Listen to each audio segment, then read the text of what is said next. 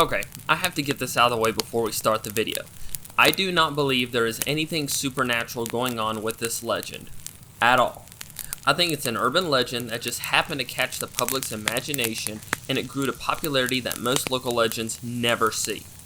I would like to investigate this legend for myself and see if a figure in a bunny suit does show up, and if he does, I will take back this statement. With that said, let's look into one of the most infamous urban legends, the Bunnyman. There are a lot of versions of how this story got started, and almost all of them are not based on anything that actually happened. There's no historical basis for whatsoever.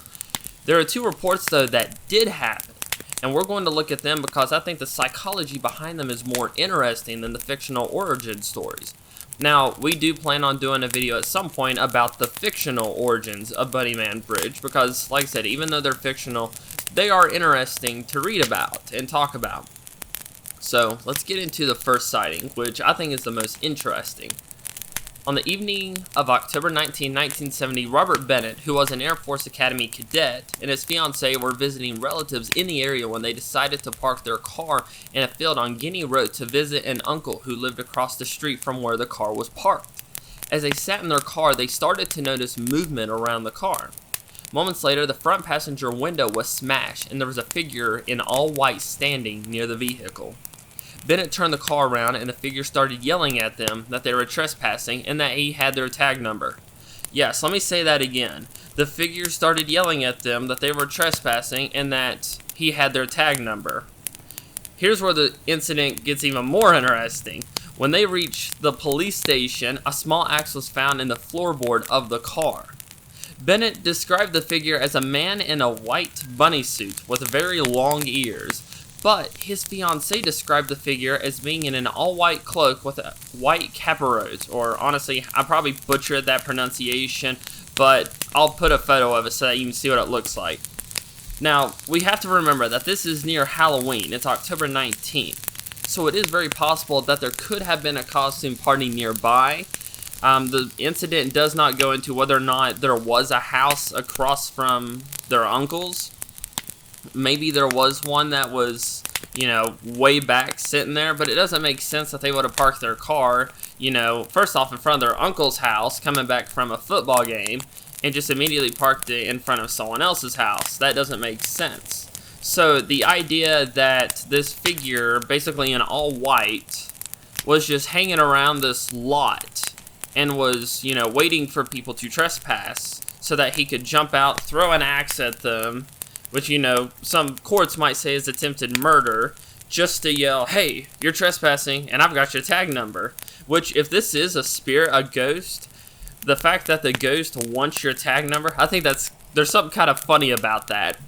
But what's really, really interesting to me is the figure was standing near the passenger window. So his fiancée would have had the best view of it. So, she described a figure in all white, and granted, the way she described the figure, the hood it was wearing does end in a very fine point. But, in my opinion, like, if something like that were to happen to me, I honestly don't think that I would mistake something like that for bunny ears, because bunny ears are very pronounced. And then also, they have like they have the white, fur on the edges, and then they have the pink inside. So that's a very distinct form. That's a distinct shape, color scheme, and look. And plus, he's an Air Force cadet, so I would expect that his, ability to perceive things would be really, really good, because that's one of the things you're trained for, especially in the Air Force. So the fact that they both describe a figure in white, yet there are some key details that are different, I think is very interesting. It's also important to note that the police did look into this. They went around and they didn't find anything. They didn't find tracks in the mud. They didn't find really any evidence that there had been someone there. Now, that is pretty interesting. We do have to look into the idea that maybe the ground wasn't the right conditions to pick up tracks or anything like that. But I know there's no way we can really know about this, but I think it would be interesting to go back and see if there were any costume parties in the area that night, because it was October 19th, 1970. Unfortunately, I don't have a way back calendar. I can't see what date that was. but they said it was a football game, so more than likely that was a Friday night. And I'm guessing in a community like this, a lot of people do go to either the local high school football games, or since it's close to Halloween, it's a time when a lot of high schoolers, college students have their costume parties.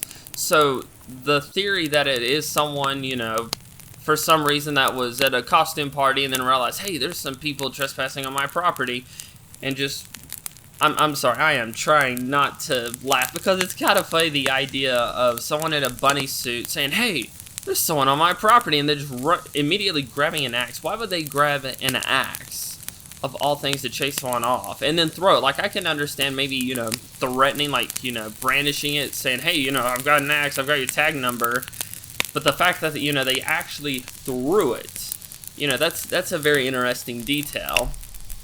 So, let's look at the next sighting, which isn't as interesting, but it is still interesting in its own right. The second reported sighting occurred on the evening of October 29th, 1970, about 10 days later, when construction worker security guard Paul Phillips approached a man standing on the porch of an unfinished home in Kings Park West on Guinea Road, not terribly far from where the first sighting took place. Phillips said the man was wearing a gray, black, and white bunny costume, and he was about 20 years old, 5'8", and weighed about 175. The man began chopping at a porch post with a long-handled axe, saying, "You are trespassing. If you come any closer, I'll chop off your head." So, going into this sighting, looking into it, we'll kind of backtrack and talk a little bit about the first one too. The Air Force cadet and his fiancée, they both said that they had a clear look at the person's face, but they weren't able to identify him. So once again, the argument of this being kind of a small community, especially on a road like this, I would assume most people would know each other.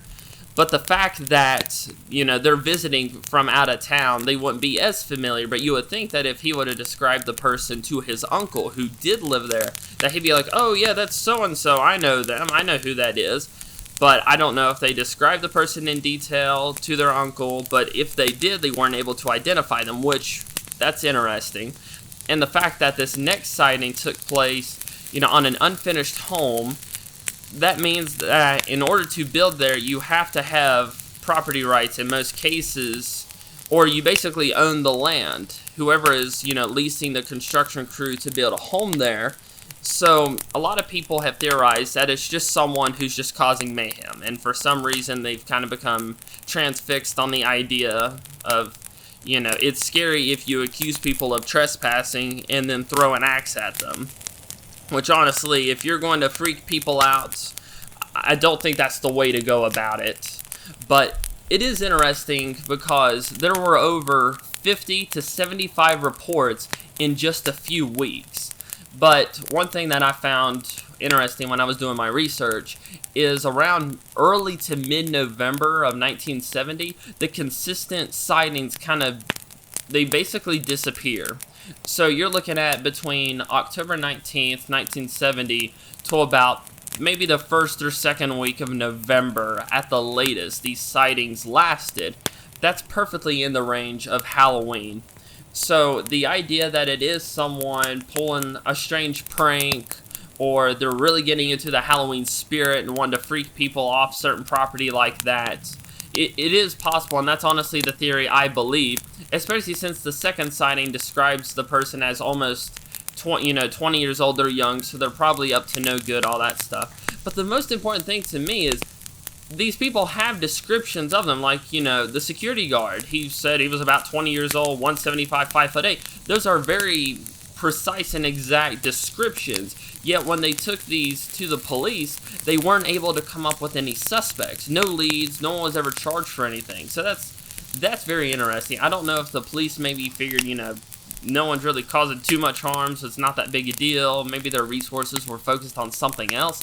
I honestly don't know the story behind that, because it does seem that there are a few key missing pieces to solving who's responsible for, I guess, the Bunnyman sightings.